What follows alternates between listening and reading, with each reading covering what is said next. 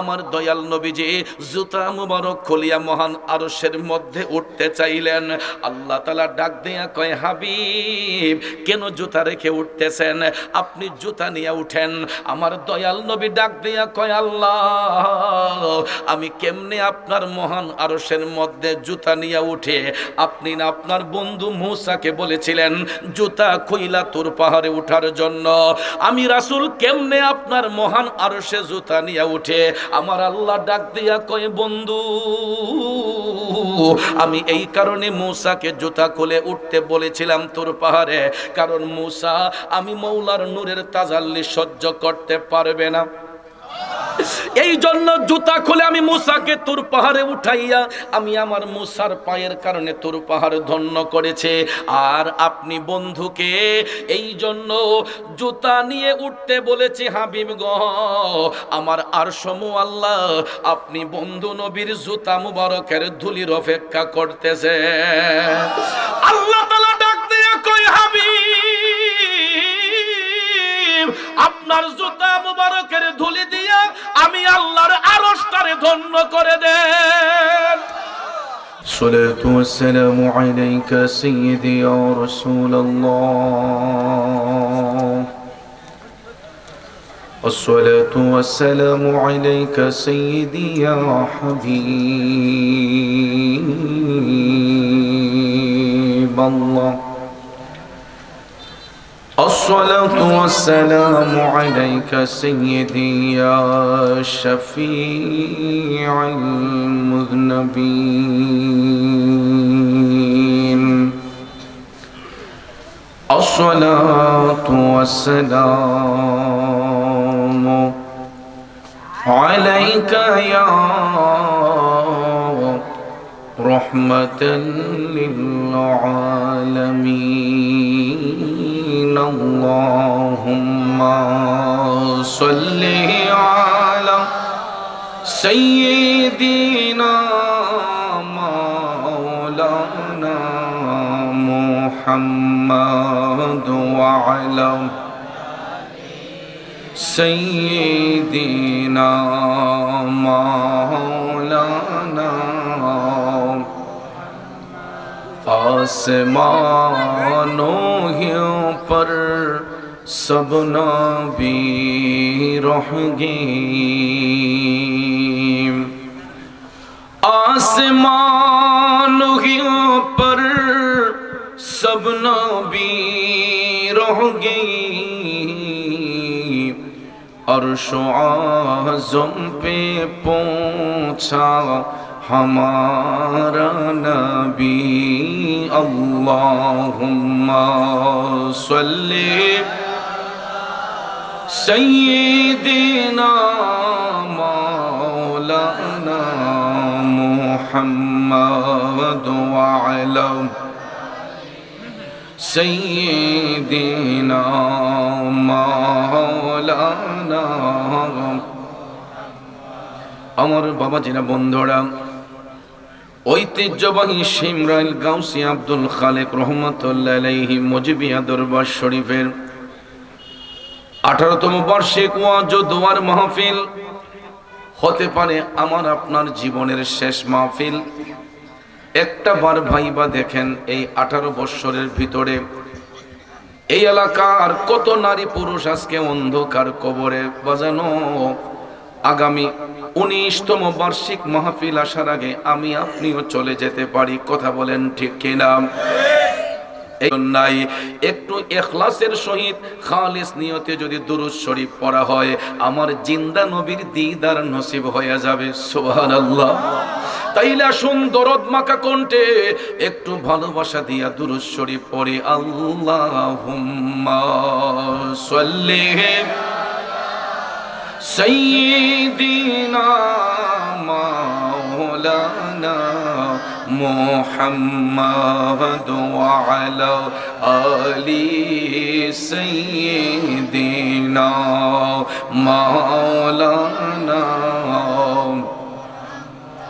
সবাই একটু মোহব্বতের আওয়াজে ভালোবাসা দিয়ে আসুন, আল্লাহ রাব্বুল আলামিনের জিকিরে মাশগুল হয়ে যাই।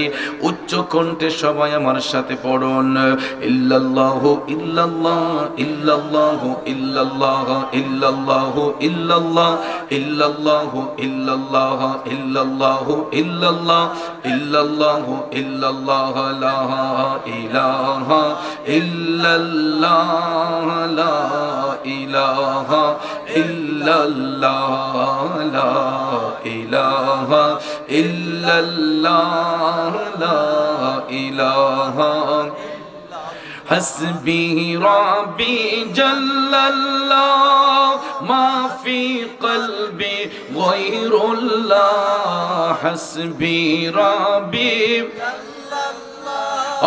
ما في قلبي غير الله نور محمد صلى الله لا إله إلا الله إلا الله إلا الله إلا الله إلا الله إلا الله إلا الله إلا الله إلا الله لا إله إلا الله لا إله إلا الله جوڑے لا إله إلا الله لا إله لا إله إلا الله محمد رسول الله صلى الله عليه وسلم একটা জবান বন্ধ রাখবেন না, জবান খুলে উচ্চ স্বরে বলুন আল্লাহু আকবার। আর একটু মায়ার সুরে বলি ইয়া রাসূলুল্লাহ। একটা জবানও বন্ধ রাখবেন না, চিৎকার মেরে সবাই বলি ইয়া ওয়ালি আল্লাহ। বিসমিল্লাহির রহমানির রহিম।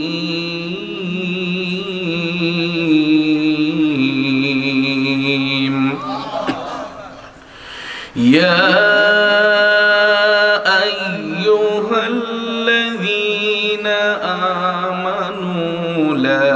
تتخذوا اليهود والنصارى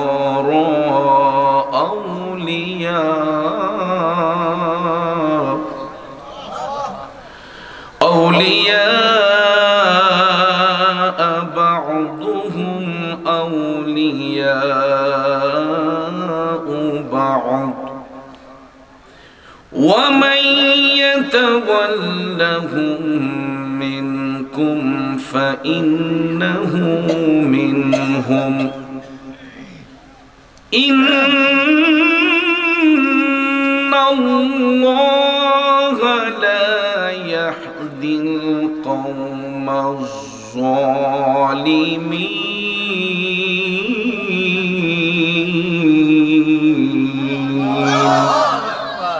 صدق الله العظيم وصدق رسوله النبي الحبيب الكريم ونحن على ذلك من الشاهدين والشاكرين والحمد لله رب العالمين ربي صل وسلم وبارك عليه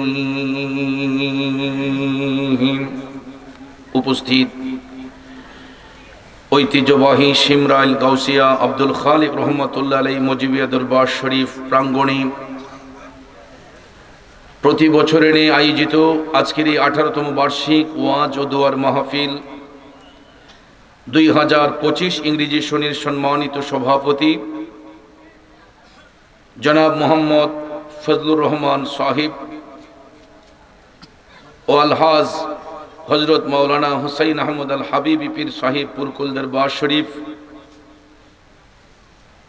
আরো রয়েছেন পীরজাদা শাহ সুফি হযরত মাওলানা ডক্টর সদরুদ্দিন আহমেদ পীর সাহিব পুরকুল দরবার শরীফ। আজকের সম্মানিত প্রধান অতিথি অত্র এলাকার বিশিষ্ট সমাজসেবক, শিক্ষানুরাগী, বিশিষ্ট দানবীর, ব্যবসায়ী আলহাজ মোহাম্মদ লিয়াকত আলী সাহিব। আজকের সম্মানিত প্রধান আকর্ষণ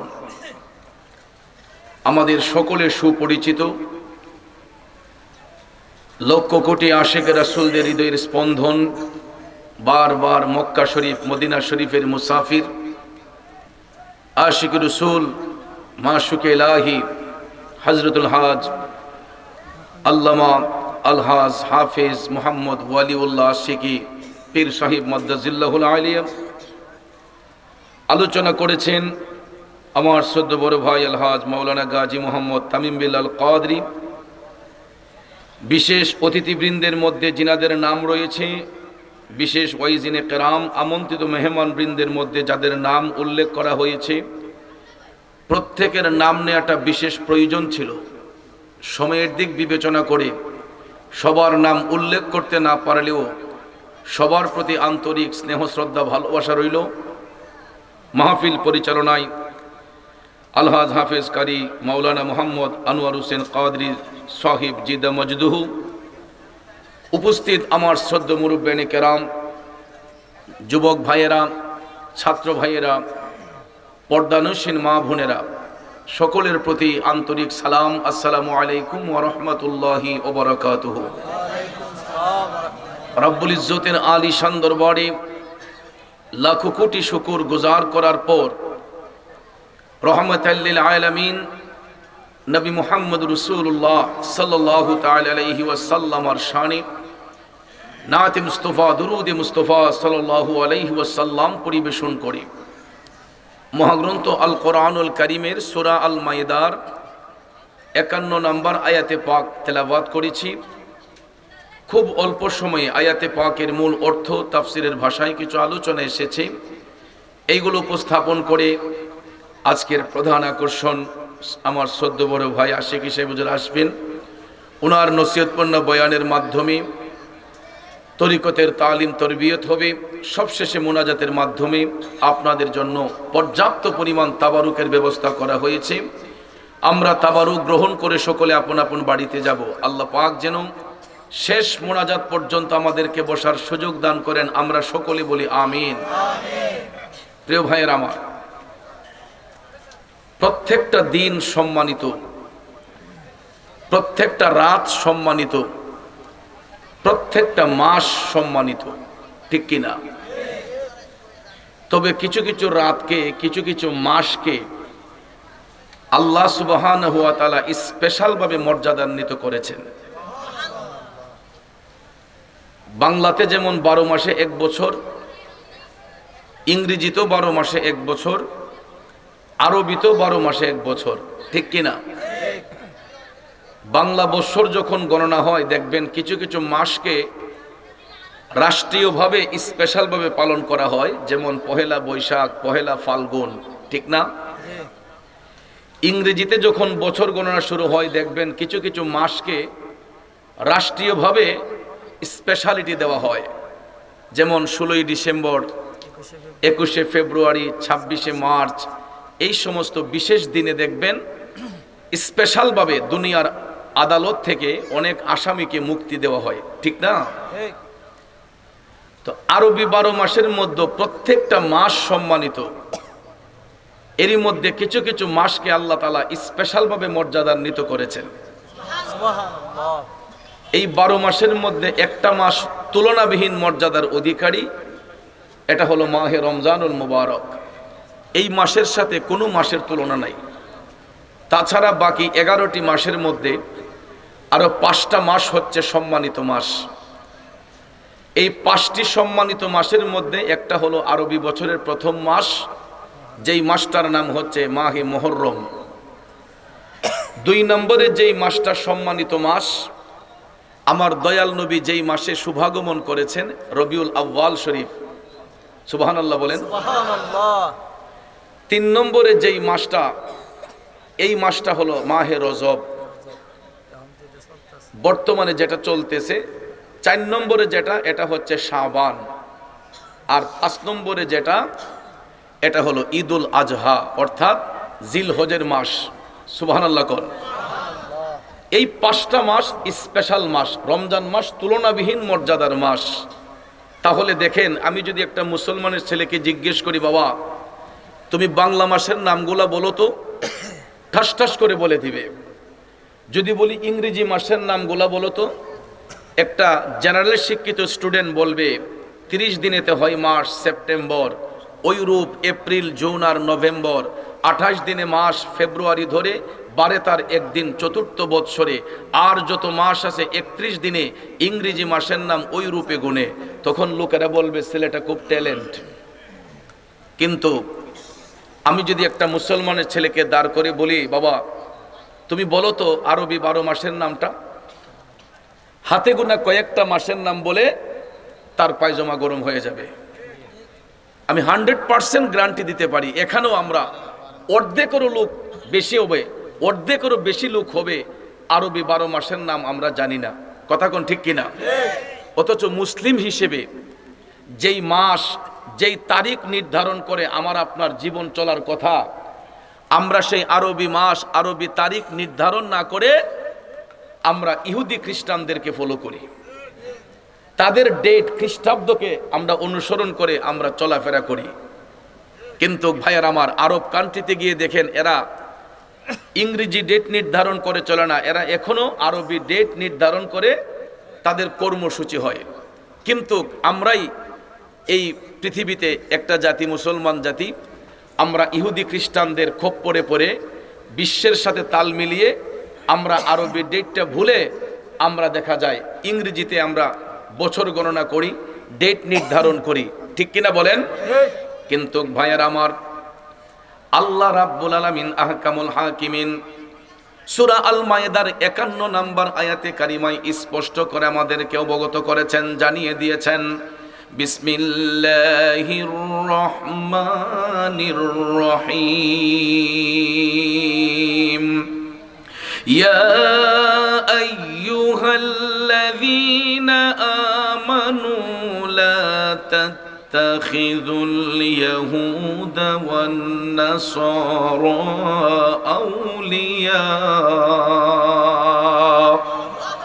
أولياء بعضهم أولياء بعض। উচ্চ স্বরে বলুন আল্লাহু আকবার। দেখেন আল্লাহ কত মহান। এই পবিত্র আয়াতে কারিমার দ্বারাতে আল্লাহ রাব্বুল আলামিন শুধু ঈমানদারদেরকে আহ্বান করেছেন। যদি সবাইকে আহ্বান করা হইতো, এখানে আমানু শব্দটি আমার আল্লাহ ব্যবহার করতেন না, আল্লাহ তাআলা বলতে পারতেন ইয়া আইয়ুহান নাস। কিন্তু এখানে রাব্বুল আলামিন মুমিনদেরকে আলাদা করে ইজ্জত দিয়েছেন, সম্মান দিয়েছেন। আল্লাহ তাআলা বলেন ইয়া আইয়ুহাল্লাযীনা আমানু, হে আমার ঈমানদারগণ, মুমিনগণ, তোমরা ইহুদি খ্রিস্টানদেরকে তোমাদের বন্ধু বানাইও না, ইহুদি নাসারাদেরকে তোমাদের বন্ধু রূপে গ্রহণ করিও না। তারা পরস্পর বন্ধু হয়, তারা পরস্পর বন্ধু হয়। এই জন্য আল্লাহ তাআলা কয় ওয়ামান ইয়াতাওয়াল্লাহুম মিনকুম ফাইন্নাহু মিনহুম। তোমাদের মধ্যে কেউ যদি তাদেরকে বন্ধু রূপে গ্রহণ করে, তাইলে ধরে নিও সে তাদেরই অন্তর্ভুক্ত। আল্লাহ কই তোমাদের মধ্যে কেউ যদি ইহুদি খ্রিস্টানদেরকে তাদের নিজেদের বন্ধু বানায়, তোমরা জেনে নিও ওরা তাদেরই অন্তর্ভুক্ত। আর ওই সমস্ত ব্যক্তিদের সম্পর্কে আল্লাহ তাআলা বলেন ইন্নাল্লাহা লা ইয়াহদিল কওমাজ জালিমিন।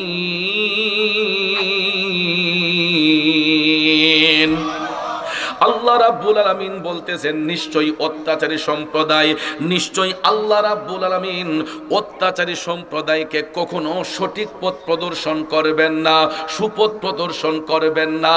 তাইলে চিন্তা করেন, আজকে চোখ থাকিতে আমরা অন্ধ, আজকে চোখ থাকিতে আমরা অন্ধ। যদি আমাদের চোখ খোলা থাকতো, অবশ্যই কোরআনে পাকের এই আয়াতে কারিমা আমরা রিসার্চ করতাম, গবেষণা করতাম। এই আয়াতে কারিমার উপর শ্রদ্ধাশীল হইয়া আমরা ইহুদি খ্রিস্টানদেরকে আমাদের বন্ধু বানাইতাম না। আজকাল দেখা যায় সমগ্র বিশ্বের মধ্যে বর্তমান মুসলমানদের সংখ্যা বেশি। সমগ্র গোটা বিশ্বের মধ্যে বর্তমানে মুসলমানদের সংখ্যা অনেক বেশি, কিন্তু বেশি হওয়া সত্ত্বেও আজকে দেখা যায় পৃথিবীর অধিকাংশ দেশের মুসলমানরা ইহুদি খ্রিস্টানদের কাছে জিম্মি, ইহুদি খ্রিস্টানদের কাছে জিম্মি। ওরা বলে ওরা উন্নত রাষ্ট্র। আজকে আমেরিকা বলেন, লন্ডন বলেন, যুক্তরাষ্ট্র বলেন, যুক্তরাজ্য বলেন, ইউরোপ কান্ট্রি বলেন, আমেরিকা বলেন, এরা উত্তম, এরা অনেক উন্নত জাতিরূপে এরা নিজেকে হাইলাইট করতে চায়, এরা সবচেয়ে বেশি উন্নত রাষ্ট্র হিসেবে তাদেরকে পরিচিত করতে চায়। কিন্তু ভাইয়েরা আমার, বন্ধুরা আমার, যতই উন্নত হোক না কেন পৃথিবীর মধ্যে সবচাইতে উন্নত রাষ্ট্র হলো মদিনাতুল মুনাওয়ারা, আরব কান্ট্রি। কথা কোন ঠিক না বেঠে? কারণ যেই দেশে আমার নবীর আগমন হয়েছে, যেই দেশে আমার দয়াল নবী শুভাগমন করেছেন, আর পৃথিবীর ইন্টারন্যাশনাল ভাষা হবে আরবি ভাষা, যেই ভাষায় আমার দয়াল নবী কথা বলেছেন, ঠিক কিনা? কিন্তু আজকে মুসলমানদের সন্তানকে যদি জিজ্ঞেস করেন যে ইন্টারন্যাশনাল ভাষা কোনটা, বলবে ইন্টারন্যাশনাল ভাষা হলো ইংরেজি ভাষা। কিন্তু নো নো নো, এটা ইম্পসিবল, হতেই পারে না। ইন্টারন্যাশনাল ভাষা ইংরেজি ভাষা কখনো হতে পারে না। ইন্টারন্যাশনাল ভাষা যদি বলতে হয়, এটা হবে আরবি ভাষা, যেই ভাষায় পবিত্র কোরআন অবতীর্ণ হয়েছে, যেই ভাষায় আমার দয়াল নবী কথা বলেছেন। এর চাইতে উত্তম ভাষা, ইন্টারন্যাশনাল ভাষা আর কোনো ভাষা হইতে পারে না। কথা বলেন ঠিক কিনা? তাইলে বলুন, মুসলমান হইয়া অন্তত আরবি 12 মাসের নামটা জানা দরকার আছে না নাই?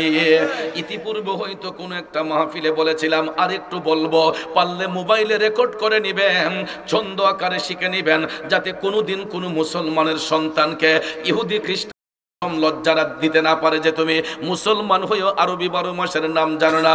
এই জন্য আঙ্গুলে গণনার ছন্দ আকারে মুখস্থ করে ফেলুন।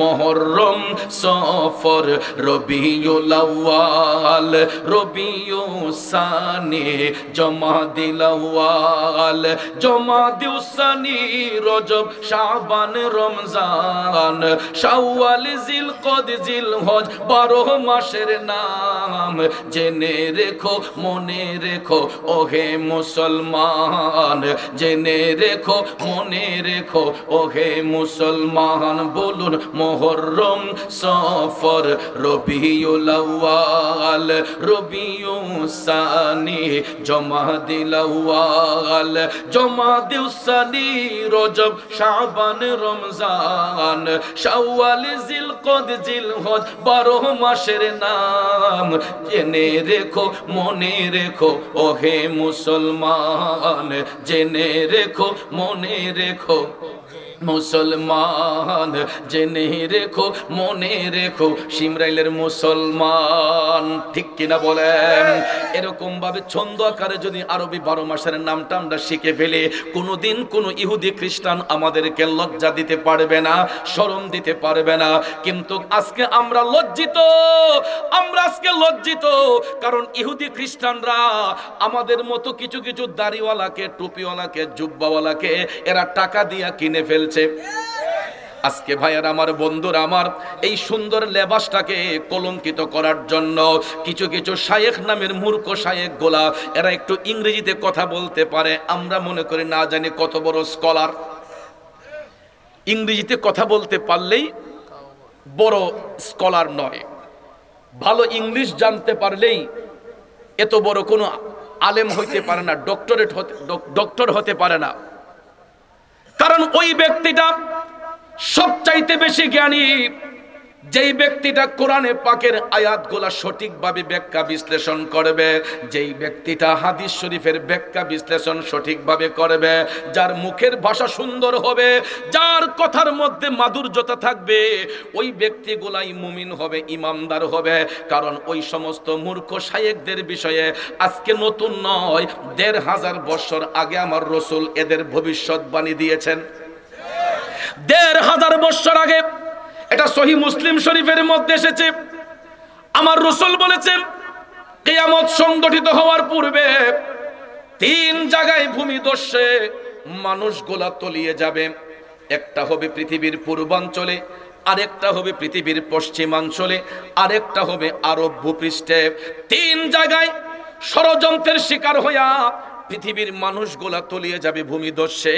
এর মধ্যে একটা হবে পৃথিবীর পূর্বাঞ্চল, পশ্চিমাঞ্চল, আরেকটা হলো আরব ভূপৃষ্ঠের মধ্যে। এরপরে রাসূল বলেছেন এই ফিতনার জামানায় হাসর কায়েম হওয়ার পূর্বে আমার উম্মতের মধ্যে কিছু কিছু উম্মত এরা জাহেলে মুরাক্কাব, এরা জ্ঞান চর্চা করবে, পাণ্ডিত্য অর্জন করবে, কিন্তু তাদের কথাবার্তা হবে মূর্খদের মতো। ১৫০০ বছর আগে রাসূল বলেছেন আমার উম্মতের মধ্যে এমন কিছু জাহেল থাকবে যারা সুন্দর সুন্দর কথা বললেও এরা জ্ঞান অর্জন করবে, কিন্তু মাঝে মাঝে তাদের আচরণ হবে মূর্খদের মতো। তাইলে বলুন ১৫০০ বছর আগে আমার রাসূলের ভবিষ্যৎবাণী বর্তমান জামানায় মূর্খদের সঙ্গে মিল আছে না নাই? আমার রাসূল বেনজির বেমিসাল, দয়াল নবীর সঙ্গে সৃষ্টির কোনো বস্তুর তুলনা হয় না, হতে পারে না। কিন্তু আজকে দেখা যায় সাধারণভাবে কিছু কিছু মূর্খ শায়েখরা আমার নবীকে নিয়ে কুৎসা করে, নবীর নামে তামাশা করে। কথা কোন আছে না নাই? এ বন্ধুরা আমার, বাবাজিরা, এই জন্য আশেক কয়, প্রেমিক কয়, পলকে জীবন দিয়ে দেব যদি নবী তুমি চাও, পলকে জীবন দিয়ে দেব যদি নবী তুমি চাও। ওগো আর জিয়া আমার এই আজিদ একবার দেখা দাও, হাবিবি ইয়া রাসূলুল্লাহ, হাবিবি ইয়া হাবিবাল্লাহ, হাবিবি ইয়া রাসূলুল্লাহ, হাবিবি ইয়া হাবিবাল্লাহ। বলুন আমরা নবীর জন্য জীবন দিতে চাই কি চাই না? কিন্তু ওই মূর্খ শায়েখগুলা দেখবেন কথায় কথায় আমার নবীর বিশ্বনবী বিশ্বনবী বলে, কথায় কথায় দেখবেন বিশ্বনবী এই করছে, বিশ্বনবী সেই করছে। এই যে তুই তুকারি শব্দটা আমার নবীর নামে বেমানান। কথা কোন ঠিক কিনা? কারণ বাবাজিরা রে, আমার মৌলা পাক রে, তুই কইলো আল্লাহ বেজার হয় না, তুমি কইলো বেজার হয় না, আপনি কইলো বেজার হয় না। কারণ আল্লাহ হচ্ছেন খালেক, ঠিক না বেঠিক? আল্লাহ হচ্ছে রহমান, আল্লাহ হচ্ছে রাহিম। আমরা হাজারটা অপরাধ করলেও আল্লাহ কই লা তাকনা তুমির রহমাতিল্লাহ, বন্দা আমার রহমত থেকে বঞ্চিত হইস না। আমারে তুই কইলো খুশি, তুমি কইলো খুশি, আপনি কইলো আমি আল্লাহ খুশি হই। কিন্তু বান্দা আমার হাবিবকে যখন তোমরা ডাকবা, আমার হাবিবের নাম যখন উচ্চারণ করবা, তখন তোমরা পবিত্রতা অর্জন করবা, তখন তোমরা আদব বজায় রাখবা, ঠিক না বেঠে? বন্ধুরা আমার, আল্লাহ পাকের জিকির ওযু অবস্থায় করা যায়। কোন সময় যদি ওযু ভঙ্গ হয়ে যায়, ওযু ছাড়াও আমার মওলা পাকের জিকির করা যায়, যেহেতু তিনি আমাদের স্রষ্টা, ঠিক না বেঠে? কিন্তু নবীর দুরূদ শরীফ যখন পাঠ করা হয়, তখন আপনাকে পবিত্রতা হাসিল করতে হবে। কারণ নবীর নামটা মুখে নেওয়ার সময় আমাদেরকে পবিত্রতা অর্জন করতে হবে, আমাদেরকে পবিত্র হয়ে যেতে হবে, কারণ তিনি আল্লাহর হাবিব। কথা কোন ঠিক কিনা? চিন্তা করে দেখেন, ১,২৪,০০০ মতান্তরে ২,২৪,০০০ নবী রাসূল আল্লাহ এই পৃথিবীতে পাঠিয়েছেন। কাউকে আমার আল্লাহ হাবিবুল্লাহ বলে নাই, একমাত্র বলেছেন আমাদের নবীকে। কারণ নবী রাসূলের মধ্যে কেউ হয়েছেন কালিমুল্লাহ, কেউ হয়েছেন খালিলুল্লাহ, কেউ হয়েছেন রুহুল্লাহ, কেউ হয়েছেন জাবিউল্লাহ, আর আমার নবী হয়েছেন হাবিবুল্লাহ। এ সিমরাইলের বাবাজিরা, কালিমুল্লাহ শব্দের অর্থ আল্লাহর বন্ধু, খালিলুল্লাহ শব্দের অর্থ আল্লাহর বন্ধু, রুহুল্লাহ শব্দের অর্থ আল্লাহর বন্ধু, জাবিউল্লাহ শব্দের অর্থ আল্লাহর বন্ধু, হাবিবুল্লাহ শব্দের অর্থ আল্লাহর বন্ধু। প্রত্যেকটা শব্দের একটাই অর্থ হয়, সেটা হলো আল্লাহর বন্ধু। এখন আপনারা বলেন, সব বন্ধু কি সমান? বন্ধু বন্ধুর মধ্যে ডিসটেন্স আছে না নাই? এক্সাম্পল, স্কুল কলেজ ইউনিভার্সিটিতে দেখবেন শিক্ষকের অভাব নাই। আপনারা বলেন সব শিক্ষক সম্মানের অধিকারী, ঠিক কিনা? মর্যাদার দিক দিয়ে কি সবাই এক সমান? ক্যাটাগরি দিয়ে সবাই এক? শিক্ষক সবাই সম্মানের অধিকারী। মর্যাদার দিক দিয়ে একটা ক্লাসিফিকেশন রয়েছে। একজন প্রিন্সিপাল, একজন ভাইস প্রিন্সিপাল, একজন সিনিয়র শিক্ষক, একজন জুনিয়র শিক্ষক, ঠিক না? প্রশাসনিক ডিপার্টমেন্টে দেখেন, একজন চেয়ারম্যান, একজন মেম্বার, একজন ওসি আর একজন এডিশনাল। কথা কোন ঠিক না বেঠিক? একজন এসপি, একজন ওসি, সবাই সম্মানের অধিকারী। মর্যাদার দিক থেকে স্তর আসেনি? এই জন্য আল্লাহ রাব্বুল আলামিন ওই জিনিসটা আমাদেরকে বুঝাইবার জন্য সূরা বাকারার 253 নম্বর আয়াতে কারিমার শুরুতে বলেছেন, বিসমিল্লাহির রহমানির রহিম, তিলকার রুসুলু ফাদ্দালনা বা'দাহুম আলা বা'দিম মিনহুম আলা বা'দিম মিনহুম মান কাল্লামাল্লাহু ওয়া রাফা'a বা'দাহুম দারাজাত। ঘোষণাকার আরো জোরে আল্লাহ তাআলা বলেন, এ রাসূলগণ, তাদের একজনের চেয়ে আরেকজনকে মর্যাদান্বিত করা হয়েছে। নবী রাসূলের মধ্যে এমনও কেউ রয়েছেন যার সাথে আল্লাহ কথা বলেছেন, তাদের মধ্যে এমনও কেউ রয়েছেন যাকে আমার আল্লাহ উচ্চ মর্যাদায় উন্নীত করেছেন। ঠিক কিনা বলেন? আরে নবীর প্রেমিকারা গভীর মনোযোগ মনোযোগ। নবী রাসূলের মধ্যে একজনের চেয়ে আরেকজনকে মর্যাদান্বিত করা হয়েছে। আবার মুসা নবীর সঙ্গে আমার আল্লাহ কথা বলেছেন, কথা কোন ঠিক কিনা? আবার নবী রাসূলের মধ্যে এমনও রাসূল আছেন যাকে আমার আল্লাহ উচ্চ মর্যাদায় উন্নীত করেছেন। তাফসীরে রুহুল বয়ানের মধ্যে স্পষ্ট করে বলা হয়েছে, উচ্চ মর্যাদায় উন্নীত করা হয়েছে সব নবীদের সেরা নবী যিনি রাহমাতাল লিল আলামিন। কথা কোন ঠিক কিনা? এই জন্য আশেক কয়, প্রেমিক কয়, সব নবীদের সেরা নবী নবীজি আমার, নূরের বাতি দাও জেলে দাও হৃদয়ে আমার, নূরের বাতি দাও জেলে দাও হৃদয়ে আমার। সব নবীদের সেরা নবী, সব নবীদের সেরা নবী নবীজি আমার, নূরের বাতি দাও জেলে দাও হৃদয়ে আমার। কষ্ট হচ্ছে আমার বাবাজিরা, জগতের বন্ধুরা, রে ও মুরব্বী বাবাজিরা, উচ্চ মর্যাদায় উন্নীত করছেন বিদায় আল্লাহ তাআলা স্বয়ং রাজি হইয়া বন্ধুর উপাধি দিয়েছেন হাবিবুল্লাহ। এখন বন্ধুরা, সব উপাধি, অন্যান্য নবীগণের উপাধিগুলা নবীগণ নিজে থেকে তারা মৌলার কাছ থেকে অর্জন করেছেন, আর হাবিবুল্লাহ উপাধিটা আমার রসুল নিজে থেকে দেন নাই, স্বয়ং আল্লাহ রাব্বুল আলামিন রাজি হইয়া দিয়েছেন। আর হাবিবুল্লাহ বলিয়া বন্ধুর সঙ্গে আমার আল্লাহ এমন একটা জায়গায় নিয়ে দিদার করেছেন, এমন একটা জায়গার মধ্যে সাক্ষাৎ করেছেন যেখানে নবীগণ উঠবে দূরের কথা, ফেরেশতাগণ উঠবে দূরের কথা, পৃথিবীর কোন নবীগণকে আমার আল্লাহ সপ্ত আকাশের উপরে ওঠার পারমিশন দেন নাই। ইভেন জিবরাইল আলাইহিস সালামও বাইতুল মামুর থেকে রফরফ নামক বুরাক পর্যন্ত তিনি পৌঁছে গিয়েছিলেন, এর উপরে উঠতে পারেন নাই। যেখানে বুরাক নামক বাহনটা পর্যন্ত ফেল হয়ে গেছে, আল্লাহ তাআলা নির্দেশ দিলেন বুরাক আর একটু উপরে উঠতে পারবে না, জিবরাইল তুমি আর একটু পশম পরিমাণ উপরে উঠতে পারবে না। আমার নবী তখন লা মকানের দিকে যাচ্ছেন, আরশ আজিম পাড়ি দিয়া লা মকানের মধ্যে যাবেন মৌলার সঙ্গে দিদার করার জন্য। লা মকান এটা এমন একটা স্থান যার উপরে আর কোনো জায়গা নাই, সেখানে নিয়ে আমার আল্লাহ আপন হাবিবের সঙ্গে দিদার করেছেন। এই জন্য আমার আলা হযরত ইশকে মোহাম্মদ আজিমুল বরকত হাদায়াকে বখশিশের মধ্যে তিনি চমৎকার ভাষায় লিখেছেন, আসমানো হে পর सब नबी रह गए, आसमानों पर सब नबी रह गए, अर्शो आज़म पे पहुंचा हमारा नबी, सबसे औला वो आला हमारा नबी, सबसे बाला वो आला हमारा नबी।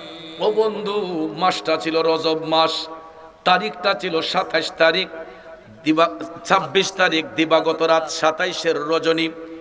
ওই পবিত্র রাতে আল্লাহ রাব্বুল আলামিন জিব্রাইল আলাইহিস সালামের মাধ্যমে ইনভাইট পাঠিয়েছিলেন আপন হাবিবের কাছে। আমার ভাই গাজী তামিম বিল্লাহ সাহেব ইতিপূর্বে এই আলোচনাটা করেছেন বিদায় আমি সেখানে যাব না, আমি ডাইরেক্ট আগাইয়া যাব আমার মদিনার কামলিওয়ালা নবী যখন আরশ মুআল্লার কাছাকাছি। বন্ধুরা আমার বাবাজিরা, আলা হযরত বলতেছেন আসমানহি পর সব নবীর হো গিয়ে, সমস্ত নবীগণ আসমান পর্যন্ত সীমাবদ্ধ, সাত আসমানের উপরে উঠার পারমিশন আল্লাহ আর কাউকে দেন নাই। উইদাউট আওয়ার প্রফেট মুহাম্মদুর রাসূলুল্লাহ সাল্লাল্লাহু আলাইহি ওয়াসাল্লাম, সমস্ত নবীগণের কাঁধের মধ্যে জিনার কদম মোবারক, তিনি হলেন আমাদের নবী রাহমাতাল লিল আলামিন। ওই নবীর মকাম বলতে গিয়ে আলা হযরত বলেন আরশ আযম পে পৌঁছা হামারা নবী। আমার নবী যখন আরশ মুআল্লার কাছাকাছি, এমন সময় আল্লাহ রাব্বুল আলামিন কুদরতের জবান দিয়া ডাকেন উদনু মিন্নি ইয়া হাবিবি, উদনু মিন্নি ইয়া হাবিবি। ও বন্ধু আর একটু কাছে আসুন, কাছে আসুন।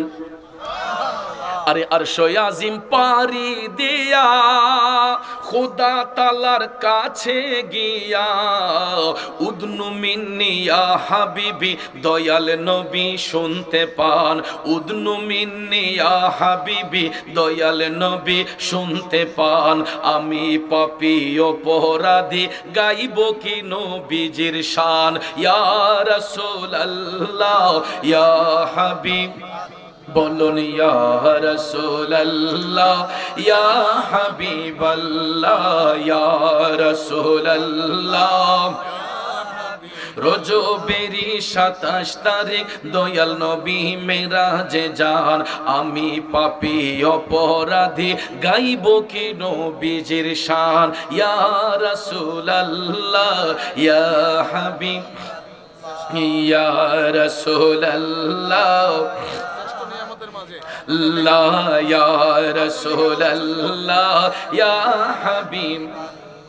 শ্রেষ্ঠ নিয়ামতের মাঝে শ্রেষ্ঠ নবী মুহাম্মদ, কুল কায়নাতের মাঝে মোদের নবী রহমত, কুল কায়নাতের মাঝে মোদের নবী রহমত। ঠিক কিনা বলেন? বলবো আমার ভাইয়েরা, আসুন আগে মূল কথাটা শুনে নেই। আমার মদিনার কামলিওয়ালা নবী, মায়ার নবী, দয়ার নবী আরশ মুআল্লার কাছাকাছি। আল্লাহ তাআলা কয় হাবিব আর একটু কাছে আসুন, কাছে আসুন। বন্ধু রে বন্ধু, আমার নবীজির পাও মুবারকের মধ্যে জুতা মুবারক ছিল। দয়াল নবী আরশে উঠবেন, এমন সময় আমার নবী জুতা মুবারক খুলে যখন আরশে উঠতে চাইলেন, আমার আল্লাহ কুদরতের জবান দিয়া ডাক দিয়া কয় হাবিব আপনার জুতা রেখে কেন উঠতেছেন? ও হাবিব জুতা রেখে উঠতেছেন কেন? দেখেন মেহমানের ইজ্জত, মেহমানের ইজ্জত দেখেন। আমরা তো ওই নবীর কাছ থেকেই শিখেছি। আমাদের বাড়িতে দেখবেন টাইলস লাগানো বিল্ডিং থাকে, দামি দামি ঘর, কার্পেট বিছানো থাকে। এরপরে যদি কোনো মেহমান আসে, জুতাগুলা খুইলা যখন ঘরে ঢুকতে চাই, আমরা টান দিয়ে কই না না আইয়ে নেন, জুতাটা লুই ফেরেন মেহমানের সম্মানে। ঠিক আছে ঠিক? অনেক সময় দেখবেন মেহমানকে ইজ্জত দিয়ে যে না আপনার জুতার ধুলা পাই কই আই বলেন। মেহমানের ইজ্জত, মেহমান মুসাফিরের আলাদা একটা ইজ্জত আছে। টান দিয়া কই আইসে পড়েন ঘরের ভিতরে, দরকারে গোর মুচ্ছালাইম আবার। কথা কোন ঠিক না ঠিক? ভাইয়ার আমার বন্ধুর, আমার এই মেহমানকে আমার দয়াল নবী কেমনে ইজ্জত দিতেন? কারণ আমার আল্লাহ তো মেজবান, আমার নবী হচ্ছেন মেহমান। আহাই আমরা বড়ই ভাগ্যবান, মোদের রাসূল আল্লাহর মেহমান। আমরা বড়ই ভাগ্যবান, মোদের রাসূল আল্লাহর মেহমান। কথা কোন ঠিক কিনা? জগতের বন্ধুরা রে,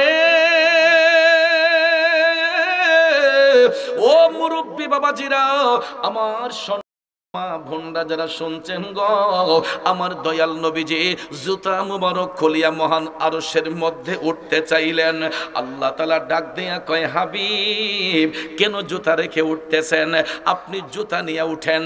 আমার দয়াল নবী ডাক দিয়া কয় আল্লাহ আমি কেমনে আপনার মহান আরশের মধ্যে জুতা নিয়ে উঠে?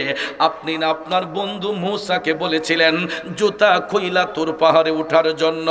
আমি রাসূল কেমনে আপনার মহান আরশে জুতা নিয়ে উঠে আমার আল্লাহ ডাক দিয়া কয় বন্ধু আমি এই কারণে মূসাকে জুতা খুলে উঠতে বলেছিলাম তোর পাহাড়ে, কারণ মূসা আমি মৌলার নূরের তাজাল্লি সহ্য করতে পারবে না, এই জন্য জুতা খুলে আমি মূসাকে তোর পাহাড়ে উঠাইয়া আমি আমার মূসার পায়ের কারণে তোর পাহাড় ধন্য করেছে। আর আপনি বন্ধুকে এই জন্য জুতা নিয়ে উঠতে বলেছি হাবিব গো, আমার আরশমু আল্লাহ আপনি বন্ধু নবীর জুতা মুবারকের ধুলির অপেক্ষা করতেছে। আল্লাহ তাআলা ডাক দিয়ে কয় হাবিব আপনার জুতা মুবারকের ধুলি দিয়া আমি আল্লাহর আরশটারে ধন্য করে দেন। দুই হাত তুলে বলুন আল্লাহু আকবার, আর একটু জোরে বলুন ইয়া রাসূলুল্লাহ। আরশ কুরসি যার পায়ের ধুলা মাখিত চাই সারা বেলা, আরশ কুরসি যার পায়ের ধুলা মাখিত চাই সারা বেলা, উম্মতের দরদি এমন আর তো দেখি না, উম্মতের দরদি এমন আর তো দেখি না। ও মুসাফির জিয়ারতে চলো মদিনা, ও মুসাফির জিয়ারতে চলো মদিনা, সেথায় আছেন নূর নবীজি দয়ার খাজিনা, সেথায় আছেন নূর নবীজি দয়ার খাজিনা। নবী আমার আছেন যেথায় জান্নাতের বাগান তো সেথায়, ঠিক কিনা আওয়াজ ঠিক কিনা? নবী আমার আছেন যেথায় জান্নাতের বাগান তো সেথায়, সেই বাগানের পরশ পেলে কিছুই চাহি না, সেই বাগানের পরশ পেলে কিছুই চাহি না। ও মুসাফির জিয়ারতে চলো মদিনা, সেথায় আছেন নূর নবীজি দয়ার খাজিনা। কথা কোন ঠিক না বেঠে? আমার বাজারের বন্ধুরা আমার, কিছু কিছু মানুষ দেখবেন পর্যটন এরিয়া ঘোরার জন্য বিভিন্ন রিসোর্টে যায়, বিভিন্ন দেশের রিসোর্টে যায়। কিছু কিছু ভাইয়েরা কয় যে অমুক দেশের রিসোর্টটা এত সুন্দর, পৃথিবীতে মনে হয় এর চেয়ে সুন্দর আর কিছু নাই। নাউজুবিল্লাহ। এটা যদি কোনো মুসলমানের মুখ দিয়া বলে সঙ্গে সঙ্গে তার ঈমান নষ্ট হয়ে যাবে, কারণ মুসলমানের সন্তানগুলো সুন্দর দৃশ্য যদি কোনোদিন দেখে থাকে বা নাও দেখে থাকে, এটা স্বীকার করতে হবে যে পৃথিবীর সবচাইতে সুন্দর রিসোর্ট হলো মদিনাতুল মুনাওয়ারা। এর চাইতে উত্তম স্থান পৃথিবীতে আর কিছু হতে পারে না, কারণ যেখানে আমার নবী শুইয়াছেন, যেখানে আমার নবী আরাম করছেন, এই নবীর শহরের চাইতে উত্তম শহর পৃথিবীতে আর কোনো শহর নাই। কথা কোন ঠিক কিনা? এই জন্য আমার আশিকি ভাই লিখছেন, আহা কি যে সুন্দর পৃথিবীর দ্বিতীয় মদিনা শহর। আমি দেখবেন একটু আগে আশেক রাসূল বলেছিলাম আমার আশিকি ভাইকে, আমি সাধারণত কোনো বক্তাকে আশেক রাসূল বলি না, সাধারণত কোনো আলেমকে আশেক রাসূল বলি না। ইভেন আমার নামের আগে যদি কেউ আশেক রাসূল লেখে আমি এটার বিরোধিতা করি, কারণ আশেক রাসূল এটা মুখের কথা নয়, আশেক রাসূল এটা অনেক উপরের দরজার একটা লকব। আমার মতে একটা অযোগ্য ব্যক্তির নামের আগে আশেক রাসূল কথাটা বেমানা, কারণ বাজার আশেক রাসূল যিনি হবে একটা মুস্তাহাব আমলও বাদ দিতে পারবে না। একজন আশেক রাসূল সুন্নত নফল দূরের কথা, একটা মুস্তাহাব আমল পর্যন্ত একজন আশেক রাসূল বাদ দেয় না। এই জন্য আমার নামের আগে আশেক রাসূল লিখলে আমি বিরোধিতা করি। আমি বলি যে আমার নামের আগে অন্তত গোলামে রাসূল লিখেন, কারণ রসুল তো এখনো আমারে গোলাম বলেই স্বীকার করে নাই। আমি চেষ্টা করতেছি গোলামি করার জন্য, যদি গোলামির মাধ্যমে কোনো একদিন যদি আশেকের খাতায় নাম আসে জীবনটা ধন্য। কিন্তু আমার আশিকি ভাইয়ের নামের আগে আশেক রাসূলটা আমি এই কারণে বলি, আমি বর্তমান জামানায় দুইজনকে আমি আশেক রাসূল বলি। একজন হলো আমার ফরাজি কান্দির পিসাব কেবলা, ফরাজি কামদের পেশাব কেবলা, যিনি আমার নবীর শানে অসংখ্য কাসিদা লেখা, নবীর শানে কাসিদা গাইয়া লেখা, যিনি দুনিয়া থেকে চলে যাবার আগে তিনি লেখনির মধ্যে বলছিলেন যে মরণের পরে জান্নাতুল বাকি চাই, চরণে বাঁচতে চাই, চরণে মরতে চাই, মরণের পরে জান্নাতুল বাকি চাই। সত্যি সত্যি আমার আল্লাহ এই মেহমানকে এত সুন্দর করে নবীর কদমে কবুল করেছেন। আল্লাহ রাব্বুল আলামিন আমি অধম গুনাহগারকে যতবার যাওয়ার সুযোগ দিয়েছেন, আমি যতবার জান্নাতুল বাকিয়াতে গেছি, ততবার আমি ফরাজি কামদির পিসাব কেবলারে স্মরণ কইরা জিয়ারত করছি। যেখানে 10 লক্ষের উপরে সাহাবী আরাম করতেছেন, এর পাশে ফরাজি কামদির পিসাব কেবল একজন জান্নাতুল বাকিয়াতে শুয়ে আরাম করছেন। এটার পিছনে সবচেয়ে বড় অবদান হলো আমার দয়াল নবীর গোলামি। ঠিক না ঠিক? বন্ধুরা আমার, যার পিছনে সবচেয়ে বড় অবদান আমার নবীর গোলামি, এই জন্য আমি অধম গুনাহগার সব সময় বলি, লোকে আমায় পাগল বলে আমার দুঃখ লাগে না, আমাকে পাগল করেছে আরবের ওই মদিনা, আমাকে পাগল করেছে আরবের ওই মদিনা। লোকে আমায় পাগল বলে, লোকে আমায় পাগল বলে আমার দুঃখ লাগে না, আমাকে পাগল করেছে আরবের ওই মদিনা। কথা কোন ঠিক কিনা?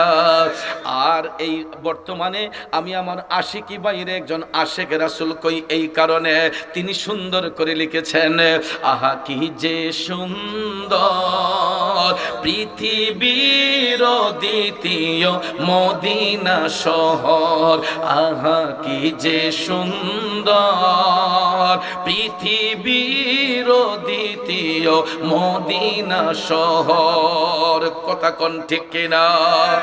এ বন্ধু, আমি অধম গুনাহগারকে আল্লাহ বহুবার যাওয়ার সুযোগ দিয়েছে। যদি একটাবার নবীর রওজা শরীফের দিকে তাকান, সবুজ গম্বুজটা যখন চোখের মধ্যে পড়ে গো, যেন মনে হয় আমার জিন্দা নবীর চেহারা আনোয়ার দেখা যায়। সবুজ গম্বুজটা যখন চোখে পড়ে, আমি যখন মদিনা এয়ারপোর্টের মধ্যে যখন বিমানটা ল্যান্ড করবে, হঠাৎ করে ভাইয়ার আমার বিমানের সাইডে আমার সিটটা পড়ছিল, আমি যখন তাকাইয়া দেখি আমার নবীর সবুজ গম্বুজ মোবারক দেখা যায়। আমার ইচ্ছে হয়েছিল গ্লাসটা ভাঙ্গা যদি ডানা দিয়া উইরা গিয়া আমার নবীর রওজার শরীফের মধ্যে পড়ে যাইতাম, তাইলে মনে হয় জীবনটা ধন্য হইয়া যাইত। আব্বারে, এত সুন্দর মদিনা শরীফ পৃথিবীতে চাইতে উত্তম শহর আর কিছু আছে বলে নাই? কথা কোন ঠিক কিনা? আর কোন শহর নাই, কারণ রসুল বেনজির বেমেসাল, আমার নবীর সঙ্গে সৃষ্টির কোন বস্তুর তুলনা হয় না, হতে পারে না। যেই কথাটা বলেছিলাম মুনাফিক বেঈমানরা কথায় কথায় আমার নবীরে কয় বিশ্ব নবী, বিশ্ব নবী। অথচ দেখেন, যেই নবীর কদম মুবারকের ধুলিতে আমার আল্লাহর আরশ মুআল্লা ধন্য হইয়া যায়, এ নবীর প্রেমিকেরা ওই নবীর গোলামি করার প্রয়োজন আছে না নাই? কই বিশ্ব নবী, আরে পাগল, বিশ্বের তো একটা সীমা রেখা আছে। আমি বললাম যে বিশ্ব নবী দ্বারা নাকি সমস্ত জগৎকে বুঝায়, আমি মানলাম সমস্ত জগৎকে বুঝায়, কিন্তু এই বিশ্ব শব্দটা তো সাধারণ অর্থে ব্যবহৃত হয়, ঠিক না ঠিক? বিশ্বটা দ্বারা অনেকে বলে যে বিশ্ব দ্বারা গোটা জগৎকে বোঝানো হয়, সমস্ত পৃথিবী সমূহকে বোঝানো হয়, আমি তার কথা মানলাম, কিন্তু এই বিশ্ব কথাটা তো সাধারণ অর্থে ব্যবহৃত হয়। যেমন বিশ্বকাপ ক্রিকেট, বিশ্ব এই দিন, বিশ্ব সেই দিন, বিশ্ব নবী। তাহলে সাধারণ অর্থে যেই শব্দটা ব্যবহার হয়, আমার দয়াল নবীর সাথে কি এই শব্দটা মানানসই হয়? আমার নামের আগেও জনাব, আপনার নামের আগেও জনাব, আমার নবীর আগে অনেকে জনাব শব্দ ব্যবহার করে। নাউজুবিল্লাহ কোন? আমার নবীর নাম মুবারকের আগে জনাবে মুহাম্মদ বলা যাবে? কিন্তু কিছু কিছু সময় দেখবেন হিন্দু, বৌদ্ধ, খ্রিস্টানের নামের আগে জনাব অমুক চক্রবর্তী, জনাব অমুক বইয়া, জনাব অমুক পাঠান, অমুক শীল, জনাব অমুক ব্রাহ্মণ, আছে না? তাহলে সবার, আবার আপনার সবার নামের আগে জনাব, আমার নবীর নামের আগেও জনাব, তাহলে কথাটার মধ্যে কোনো আদব আছে? এ বন্ধুরা আমার, বাবাজিরা, সাবধান করে বললাম, আমার আল্লাহ কয় দুনিয়ার টুন্না মোল্লার আমার বন্ধুর ইজ্জত দিলেই কি না দিলেই কি, আল্লাহ কয় আমি তো নিজে, আমি আমার হাবিবের ইজ্জত বাড়াইয়া দিছি। ওয়া রাফা'না লাকা যিকরাক, ঠিক না বিঠিক? আল্লাহ কয় আমি নিজে আমার হাবিবের ইজ্জত প্রশংসা বাড়াইয়া দিছি। দুনিয়ার মানুষগুলা ইজ্জত দিলেই কি না দিলেই কি। এই জন্য একজন আশেক লিখেছেন, রসুল আমরা তোমায় না চিনিলে তোমার কি আসে যায়, মোরা তোমায় না চিনিলে তোমার কে আসে যায়। দুনো জাহান নবীজির নবীজির নবীজির, দুনো জাহান নবীজির নূরে কদমে ঝুকায়। কথা কোন ঠিক কিনা? এ বন্ধুরা আমার, বাবাজিরা, আমার মদিনার কামলিওয়ালার নবীর কদম মোবারকে দুনো জাহান ঝুঁকিয়ে রয়েছে। দুনিয়ার টুন্না মৌলবী বিশ্ব নবী কইলে কি না কইলে কি, তাতে আমাদের কিছু যায় আসে না, কারণ ওই নবীর ইজ্জত প্রশংসা বাড়াইছেন কে? আমরা তো গোলামি করে শেষ করতে পারবো না। বন্ধুরা আমার, বাবাজিরা, তাইলে দেখেন আমার নবীর গোলামি কইরা, আমার নবীর গোলামি কইরা জান্নাতের টিকিট প্রাপ্ত কেমনে হইলেন হযরতে উসমান গনি রাদিয়াল্লাহু তাআলা আনহু। বন্ধুরে বন্ধু, হাদিস শরীফের মধ্যে কত চমৎকার বর্ণনা। হযরতে উসমান রাদিয়াল্লাহু তাআলা আনহুকে আমার নবী জ্ঞানী উপাধি দিয়েছিলেন, ধনী উপাধি দিয়েছিলেন। ধনী যাকে রাসূল বলেছেন, ওই লোকটা কি কখনো গরিব হইতে পারে? কথা কোন পারে? একটু মনোযোগ আমার যুবক বন্ধুরা। মদিনার কামলিওয়ালা নবী ধনী বলার পরে আল্লাহর হাবিব চিন্তা করলেন, আমার উসমানের গরিবদের প্রতি উদারতা কেমন, আমি একটু দেখব গরিবদের প্রতি আমার উসমানের ভালোবাসা কেমন। একদিন নবীজির কদম মোবারকে একজন গরিব সাহাবী গেলেন সাহায্যের আবেদন নিয়ে। আমাদের অনেক বড় লোকদের বাড়ি অনেক গরিবরা যায় না সাহায্য চাইতে? তো একজন ব্যক্তি নবীর সাহাবী গরিব, তিনি দয়াল নবীর কদম মোবারকে গিয়া কয়, ইয়া রাসূলুল্লাহ, আমি একজন গরিব ব্যক্তি, গরিব মানুষ, চলতে কষ্ট হয়, আমাকে কিছু সাহায্য প্রদান করেন। আপনারা বলেন আমার নবীর কাছে কোনো কমতি আছে? রাসূল যদি ইচ্ছে করতেন মুহূর্তের মধ্যে তাকে বাদশা বানাইতে পারতেন কিনা? কিন্তু আমার মদিনার কামলিওয়ালা নবী এখানে হযরত উসমান রাদিয়াল্লাহু তাআলা আনহু একটা ঈমানের পরীক্ষা নিলেন, যে দেখি গরিবদের প্রতি আমার উসমানের উদারতাটা কেমন। দয়াল নবী সাহাবীকে ডাক দিয়া কয়, উম্মত, এই মুহূর্তে আমি তোমাকে কিছু দিতে পারছি না, তুমি একটা কাজ করো, তুমি এখন আমার উসমানের বাড়িতে চলে যাও। সুবহানাল্লাহ। কারণ আমার উসমান গানি।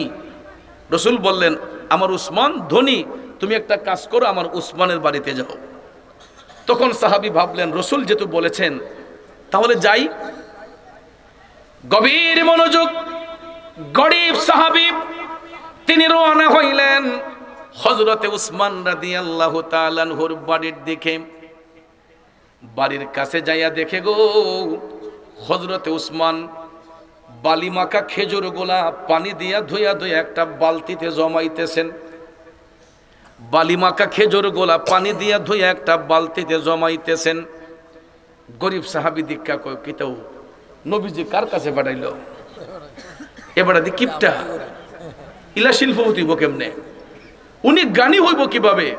কই যেই লোকে ময়লা খেজুর পানি দিয়া ধুইয়া জমাইতেছে, এবারে নিজে খাইব কি, আমারে দিব কি? তখন এই গরিব সাহাবী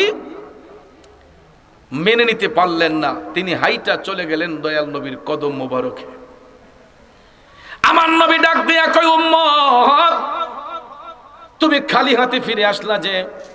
কয়, ইয়া রাসূলুল্লাহ, আপনি যার কাছে পাঠাইলেন আপনার উম্মত, আপনার উসমান তো খুবই কৃপণ।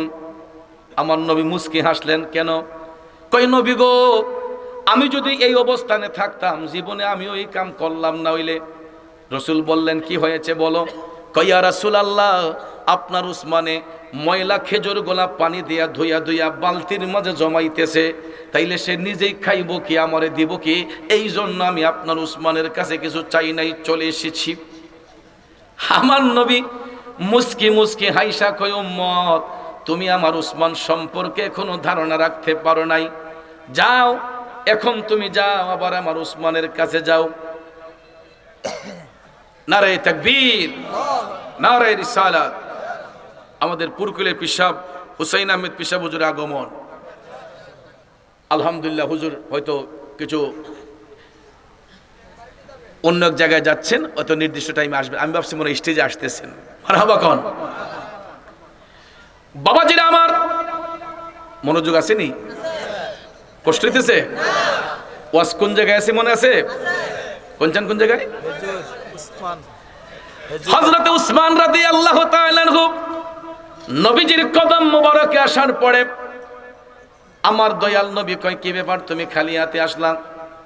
গরিব সাহাবী ডাক দিয়া কয় নবী গো, আপনি যার কাছে পাঠাইলেন আপনার উসমান তো খুবই কৃপণ, ময়লা যুক্ত খেজুর গোলাপ পানি দিয়া ধুইয়া বালতিতে জমাইতেছে, সে নিজেই চলবো কি আমারে দিব কি?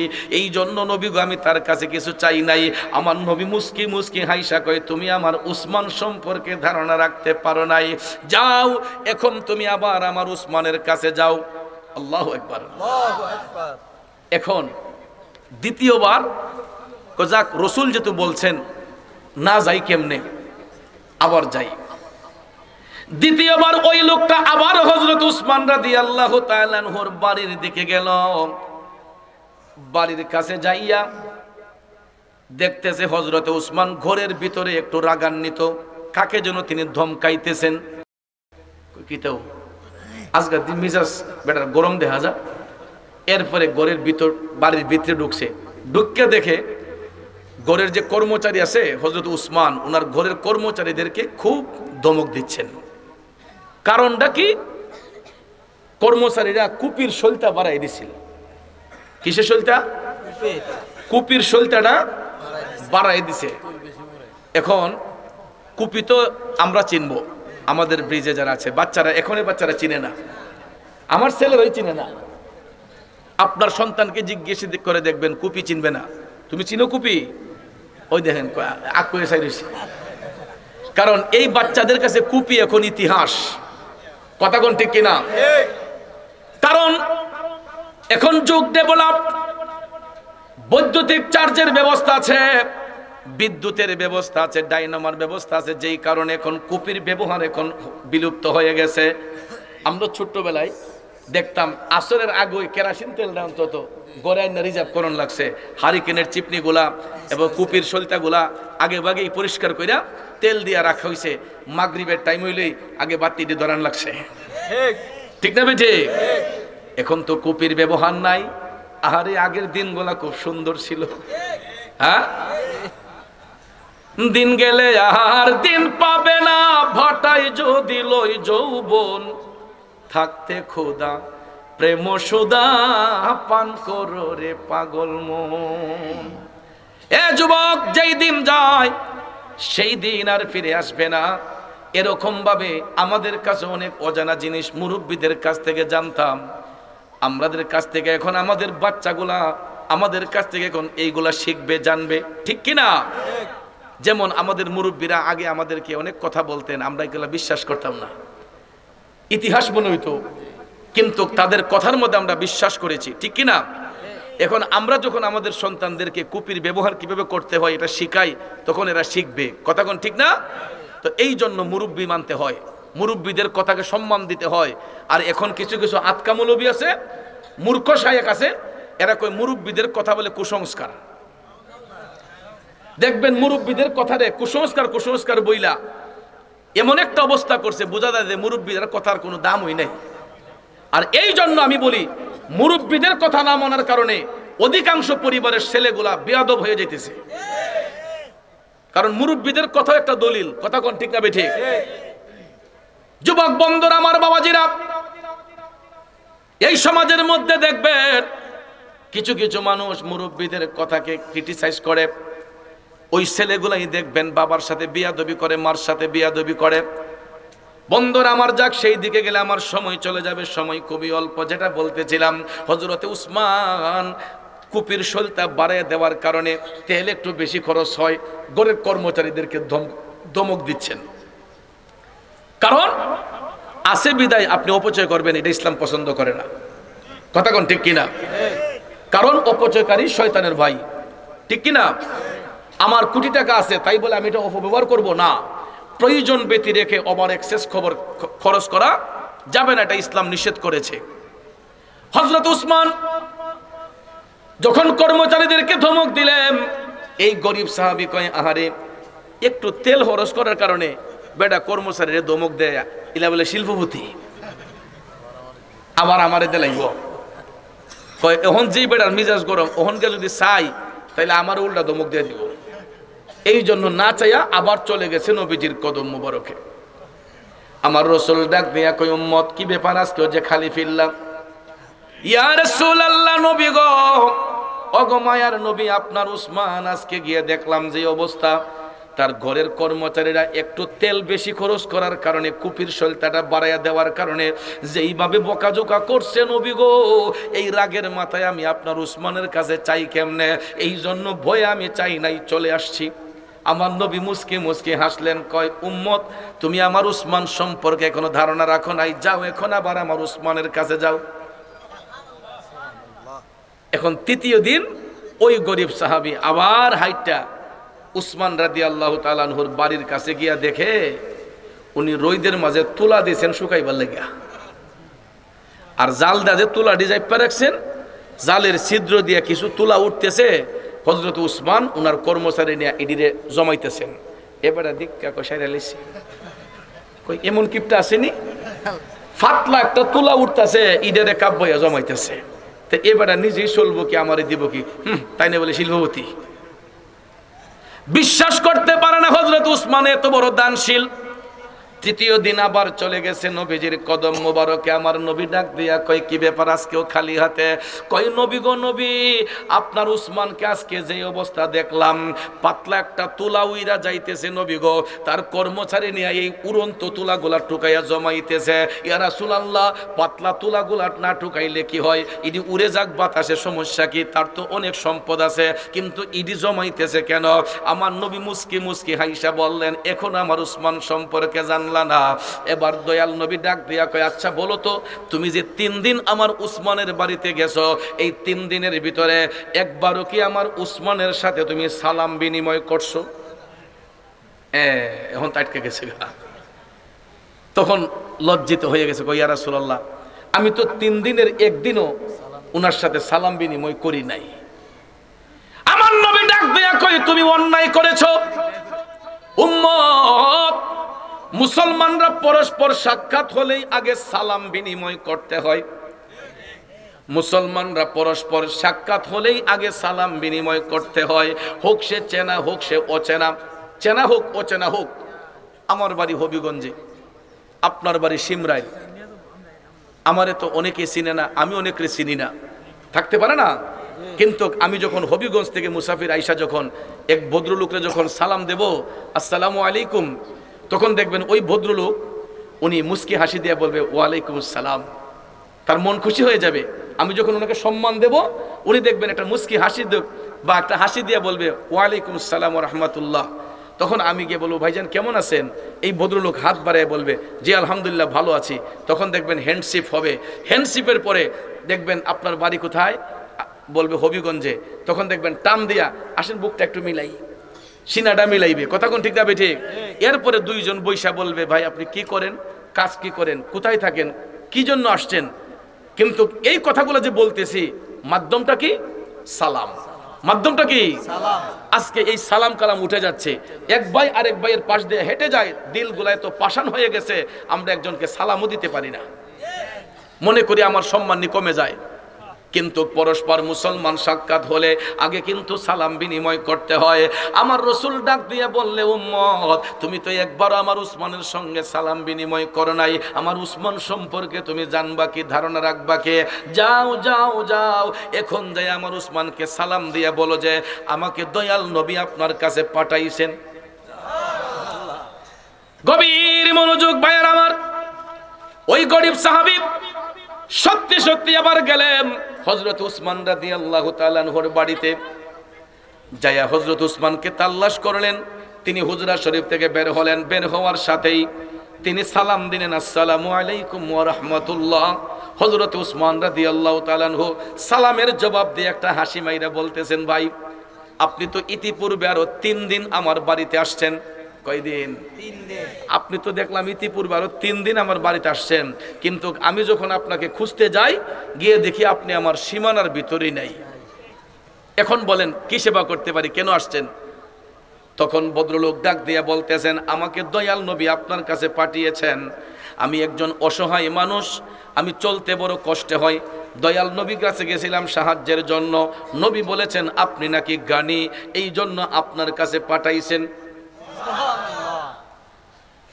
কথাটা শোনার সঙ্গে সঙ্গে হযরত উসমান রাদিয়াল্লাহু তাআলা আনহু টপ টপ করে চোখের পানি ছাইরা তিনি কান্না শুরু করে দিলেন। মোহাম্মদ মুস্তাফা নবী সাল্লাল্লাহু আলা, তিনি বাদশাহ বাদশাহ কামলিওয়ালা, তিনি বাদশাহ বাদশাহ কামলিওয়ালা। মোহাম্মদ মুস্তাফা নবী সাল্লাল্লাহু আলা, তিনি বাদশাহ বাদশাহ কামলিওয়ালা, তিনি বাদশাহ বাদশাহ মদিনাওয়ালা।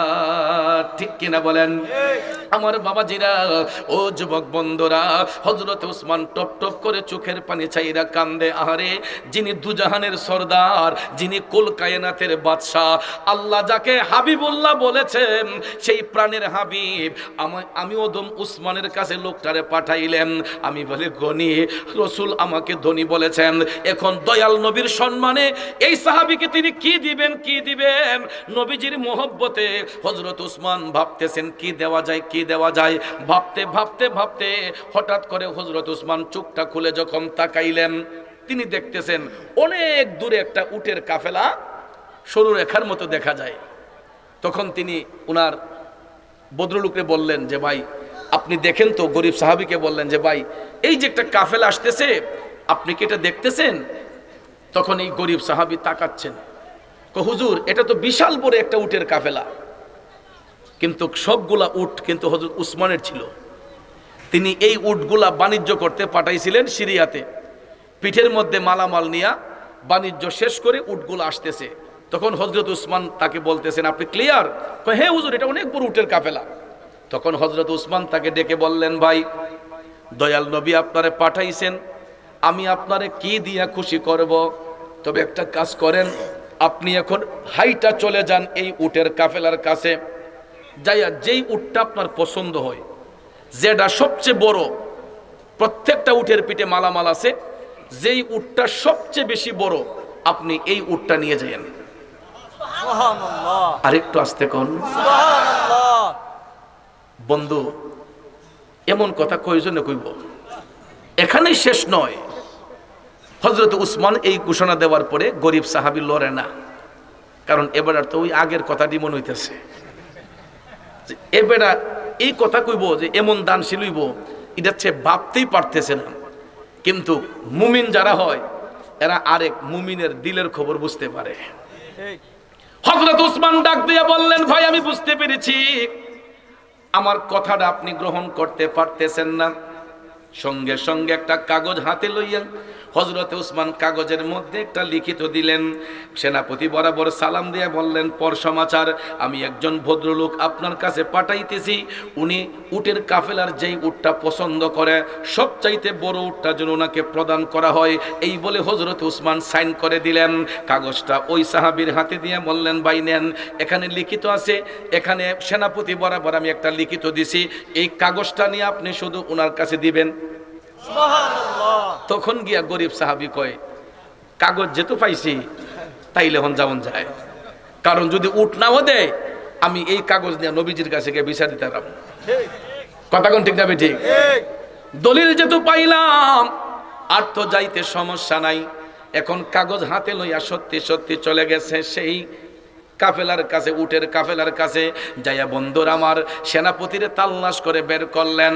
সেনাপতিরে বের কইরা এই গরিব সাহাবী সালাম দিয়া কয়, এই নেন কাগজটা একটু পড়েন। সেনাপতি কাগজ পড়তাছে, পড়ার পরই যখন দেখছে হযরত উসমান রাদিয়াল্লাহু তাআলা হাতের লেখা, সেনাপতি সঙ্গে সঙ্গে এই সাহাবীর প্রতি অন্যরকম একটা আদব প্রদর্শন করলেন। বাবাজিরা আমার, এবার সেনাপতি ডাক দিয়ে বলতেছে, ভাই আপনি উট দেখতে থাকেন কোনটা আপনার পছন্দ হয়। এখানে তো শত শত উট আছে, যেহেতু হযরত উসমান বলেছেন যেটা আপনার পছন্দ হয় সেটা নেবেন, আপনি একটা একটা উট দেখতে থাকেন।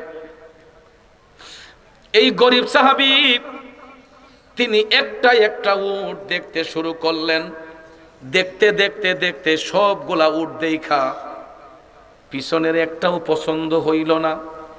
এমন একটা উট পছন্দ করলো গো, যেই উটটা একবারে সামনের সারিতে।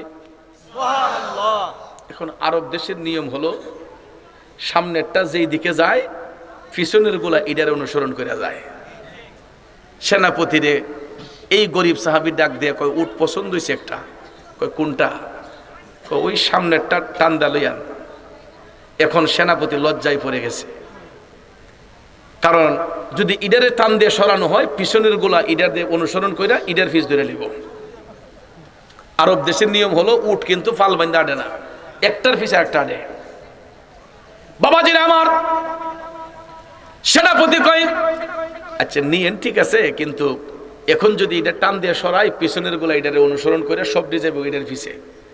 এখন ভদ্রলোক বলতেছে যে হযরত উসমান আমারে বললেন যে যেটা আমার পছন্দ হয় এটা নেওয়ার জন্য, তাইলে আপনি দিবেন না কেন?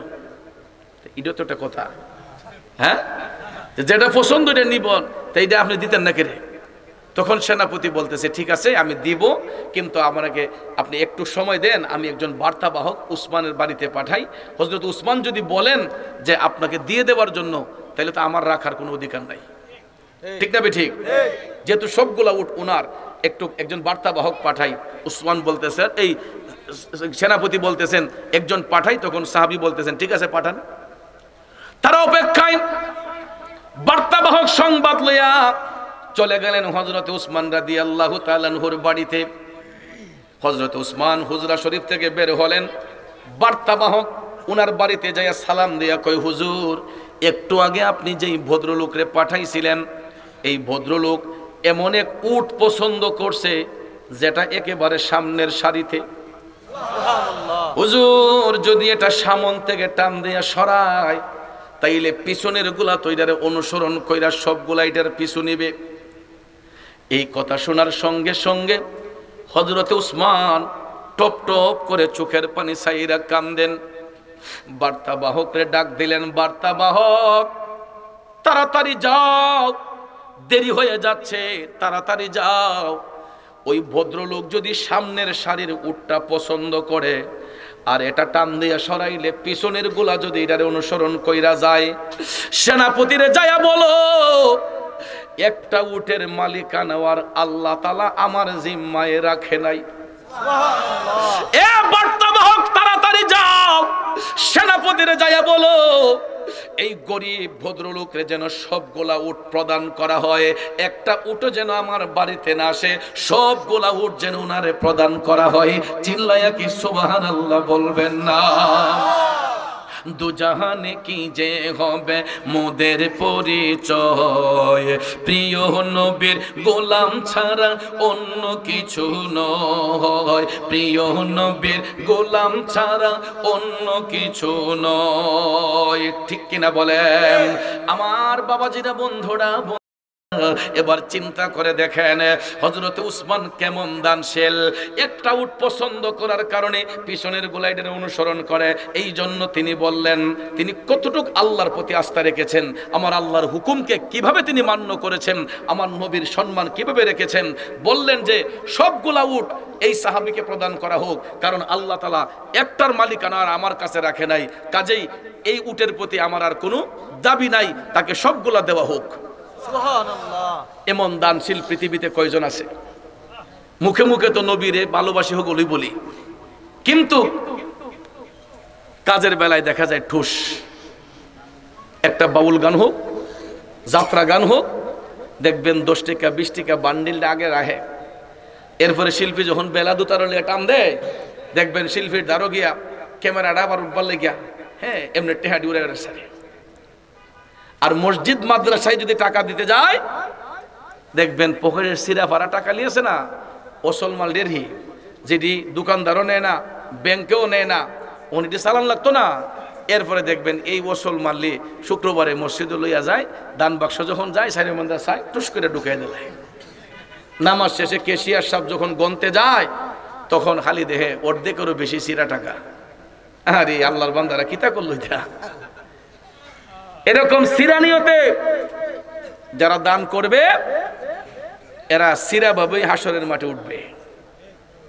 আর যারা ইখলাসের সহিত সহি নিয়তে যারা আল্লাহর পথে খরচ করবে, শুনুন, মানুষ মারা যাবার পরে 3টা আমলের দরজা ব্যতীত সব আমলের দরজা বন্ধ হয়ে যায়। এর মধ্যে একটা আমলের দরজা খোলা থাকে, এটা হলো সাদকায়ে জারিয়া। আল্লাহর পথে যারা দান করে, আল্লাহর পথে যারা দান করে, এখন আল্লাহ কি এইগুলা টাকা খায়? আল্লাহর পথে দান করা মানে যেই পথে খরচ করলে আল্লাহ খুশি হয়, যেই পথে খরচ করলে আল্লাহ রাজি হয়, এই পথেই খরচ করা মানে আল্লাহরে দেওয়া। কথা কোন ঠিক না ঠিক? এই জন্য ভাইয়ার আমার, বন্ধুরা আমার এই মাহফিলটাতে আসলেই মুজিবুর রহমান পিসাবুজুরের কথা আমার মনে পড়ে যায়। আমি যখন 2007 সালে এট ফার্স্ট পুরকুল দরবার শরীফের মাহফিলে যখন প্রথম এসেছিলাম 2007-এ, সম্ভবত 7-এ, তখন উনার চেহারাটা আমার চোখের সামনে ভাসছিল। আরেকজন ভদ্রলোক এখানে বসছিলেন পুরকুলের। এই মায়াবী চেহারাগুলা এখনো আমি ফিল করি। অনেকে আছেন, অনেকে চলে গেছেন, বুগিরের পিসাব কেবলা দুনিয়াতে নাই। আমার চোখে দেখা নম্র ভদ্র আলেমদের মধ্যে, পীর সাহেবদের মধ্যে, উনাদের মধ্যে যে একটা আদব ছিল, যে একটা তাজিম ছিল, আমি দেখতাম উনি যখন ওনার পীরের বাড়ির মাহফিলে গেছেন, উনি সবসময় ওনার নিজের জায়গাটারে উনি সিলেক্ট করে বসতেন। না জানি পীর ভাইদের কাতারে বসে যাই, কারণ এটাই হলো মুরিদের আদব। কথা কোন ঠিক না ঠিক? এটাই মুরিদের আদব। পীরের সামিলে বসতে নাই, কিন্তু তাদেরকে আমি দেখেছি তারা এমন নমনীয়তার সহিত বসতেন। তারা পীর ভাই হইল, পীর ভাইদের কাছে যে বসছেন সবসময় আদব নিয়ে বসতেন। সবুজ একটা পাগড়ি পরতেন, আমার চোখে ভাইসা থাকছে। আমি উনি থাকতেও একবার এই মাহফিলে আসছিলাম, কিন্তু আজকে তিনি আমাদেরকে ছেড়ে পরপারে আরাম করছেন। আল্লাহ যেন ওনার দরজাত বুলন্দ করেন, সকলে বলি আমিন। তো বাবাজি, উনি এই দরবারটা প্রতিষ্ঠা করে গেছেন। উনি উনার মুর্শিদের গোলামি করে যাওয়ার কারণে আজকে উনার ভক্ত মুরিদরা ওনার এই আওলাদদেরকে নিয়ে এই মাহফিলটাকে আঞ্জাম দেয়, এবং এলাকাবাসীর সহযোগিতায়, আপনাদের সহযোগিতায়, ওনার স্বজনদের সহযোগিতায় এই মাহফিলটা তিল তিল করে আস্তে আস্তে বড় হচ্ছে। বিশেষ করে টাকা, ধন সম্পদ এগুলা চিরস্থায়ী নয়। সবচেয়ে বড় সম্পদ হলো তার ঔরসজাত সন্তান। আজকে তিনি যেই সম্পদ রেখে গেছেন, ওনার প্রত্যেকটা ছেলে আলেম, ঠিক কিনা? ওনার প্রত্যেকটা ছেলে আলেম এবং আকীদাটা পিওর। আমার আনোয়ার হোসেন ভাই, হাফেজ আনোয়ার ভাই আমাকে এত মহব্বত করেন, ভালোবাসেন। কয় ভাই, আপনি আমার মাহফিল না থাকলে আমার জন্য কেউ খালি খালি লাগে, এই জন্য স্টেজ থেকে লাম রেখে ভাই আগামী বছর জন্য মনে থাকে। অথচ দেখেন আজকেও আমার এটা ছাড়াও আর 3টা মাহফিল আছে। এটা ছাড়াও হিডিও ফিক্সড মাহফিল, বাৎসরিক মাহফিল। আমি নড়তে পারি না। ব্রাহ্মণপাড়া একটা, বরুড়া অলিতলা লতিফিয়া দরবার শরীফ, আরেকটা সুলতানপুর কাদরিয়া দরবার শরীফ। ওইটাও আমার এক বড় ভাই, ওনার মা আমার সন্তান ডাকছে, উনি আমারে ভাই বানাইছে। এই জন্য এগুলাতে একটু হাজিরা দেওয়ান লাগতেছে। যেই কারণে পর্যাপ্ত পরিমাণ সময় আজকে না দিতে পারলেও মোটামুটি কমও দিতেছি না। আশিকি ভাই আসার আগ পর্যন্ত আরও ওলামায়ে কেরাম আছেন। তো আমি তো আপনাদেরই, আমার যৌবনটা বেশিরভাগ সময় এই কসবা, নবীনগর, আখাউড়া, ভৈরব, নরসিংদী, কিশোরগঞ্জ, আমি মুরাদনগরে কাটাইতেছি। স্টুডেন্ট লাইফটা পার করার পরপরই ছাত্রজীবন থেকে তো শুরু করছিলাম, কিন্তু আমার কর্মজীবনে আসার পরে এই পর্যন্ত আল্লাহ পাক আমারে 3টা ছেলে সন্তানের জনক বাবা বানাইছে।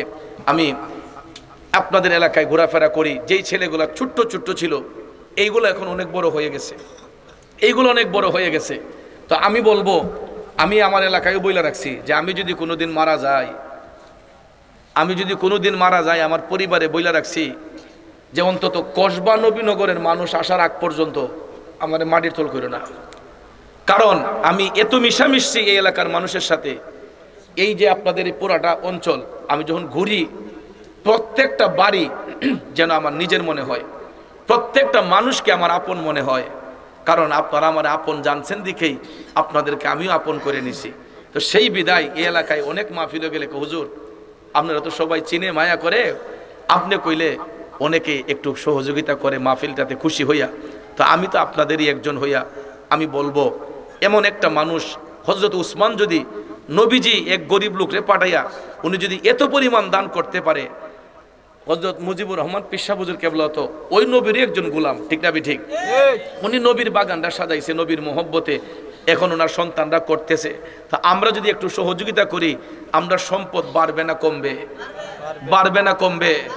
তাহলে যেই মাহফিলটা আনোয়ার ভাইরা করে মাশাআল্লাহ মোটামুটি একটা খরচ, ভালো খরচ, একটা খরচ হয়ে যায়, কিন্তু আমার ভাইগুলা তো এরা নিজেরা ব্যাকআপ দিতে গেলে একটু কষ্ট হয়, কারণ সবার তো আর আর্থিক দিক এত হাই নয়, মোটামুটিভাবে তারা চলাফেরা কইরা তাদের পরিবার নিয়ে সুন্দর ইজ্জত মতো চলতেছেন, কিন্তু মাহফিলটা করতে গেলে সবার একটু সহযোগিতা লাগে, ঠিক না? তাহলে আল্লাহর ওলির মহব্বতে অনেকের এখানে আছে মা নাই বাবা নাই, কেউ আছে বাবা আছে মা নাই। গত 3-4 দিন আগে একটা প্রোগ্রামে গেছিলাম পূর্ব জাঙ্গাল, গিয়া দেখি মাহফিলের সামনে একটা এতিম বসা, ছেলেটার বয়স 9 থেকে 10 বছর হবে। আমি যখন কইলাম কার কার মা নাই বাবা নাই হাত তুলেন চান, তখন দেখি এই বাচ্চাটাও হাত তুলছে। এরপরে দেখেন আমি ভাবছি বইলা যে হ্যাঁ মনে হয় মজা করে তুলছে, অবুজ। আমি বললাম তুমি হাত তুলছো কেন? তখন স্টেজ থেকে কয়েকজনকে হুজুর হে ঠিকই হাত তুলছে, হের মাও নাই বাবাও নাই। বিশ্বাস করেন আমার কলিজাটা সিরাঙ্গার হয়ে গেছে। একটুখানি বাচ্চা, এই ছেলেগুলা তো মারে জড়াইয়া দইরা না ঘুমাইলে ঘুমিও না, বাবার আঞ্জা দিয়ে না ধরলে তার আর আরামই লাগে না, কিন্তু এই বয়সে মা হারাইয়া বাবা হারাই এতিম হয়েছে, হাজার মানুষের সামনে হাত তুলছে, হুজুর আমার আব্বা নাই আম্মা নাই। তো এই জন্য আজকে দিক চিন্তা করলাম যে এই ছেলেটা কত কষ্ট নিয়ে তার লাইফটাকে স্ট্রাগল করতে হবে। আমরা তো ঘর থেকে বাইরেলি বাবার হাত থেকে টাকা নেই, মার হাত থেকে টাকা নেই, চিন্তা করলাম এ কার কাছ থেকে নিব, একে কে দিবে, সে তো এতিম। এই জন্য ভাইয়ের আমার, আমরা একদিন এরকম এতিম হয়ে যাব। অলরেডি আমি বাবা হারা এতিম হয়ে গেছি। আজকে 26 বছর যাবত আব্বারে দেখি না, 26 বছর যাবত আমার বাবা অন্ধকার কবরে, আমার আম্মা এখনো অসুস্থ শরীর নিয়ে বেঁচে আছেন। কালকা খালি ফোন দিছি না, আজকে ফোন দেখো ফুত কত বছর যেন হইতাছে লাগতেছে, তোমার ফোন দিছি না, কালকা তোমার কথা না কই যেমন অশান্তি লাগতেছে ফুত, আজকে বিকালে ফোন দিয়া কো ফুত শরীরটা ভালো নি, ঠান্ডাটা কম নি, গলাটা ঠিক আছে নি, রাস্তাত কুয়াশা বেশি নি, সবসময় শীতের কাপড় পইরা রেখো। তাইলে চিন্তা করেন দুনিয়া থেকে চলে গেলে এই সন্তানের খবর নিব কেডা? কে রাখবে এই সন্তানের খবর? শুধু আমি নয়, প্রত্যেকটা সন্তানের মা একদিন খালি মার চোখের আড়ালে যাইয়েন, দেখেন এই মহিলাটা কেমন পাগলিনীর মতো হইয়া যায়। এই জন্য কবি কয় মা বিনে বান্ধব নাই রে, মা বিনে বান্ধব নাই রে, এই যে সোনার দুনিয়ায়, ভেবে দেখো কি করছো এই মায়ের লাগিয়া। এখানে অনেক মা হারা বাবা হারা এতিম আছে রে, অনেকের বাবা আছে মা নাই, মা আছে বাবা নাই, এমন হয়তো আছে যার মাও নাই বাবাও নাই। এরকম কিছু এতিম সন্তান নবীর জান্নাতের বাগানটাকে সুন্দর করার জন্য প্রথমে একটা মানুষ আসেনি হাতটা তুইলা বলবে হুজুর আমি 10,000 টাকা দেব। সুন্নিয়তের প্রচারের স্বার্থে ভিডিওটি লাইক, কমেন্ট ও বেশি বেশি শেয়ার করুন। আমাদের সাথে থাকুন।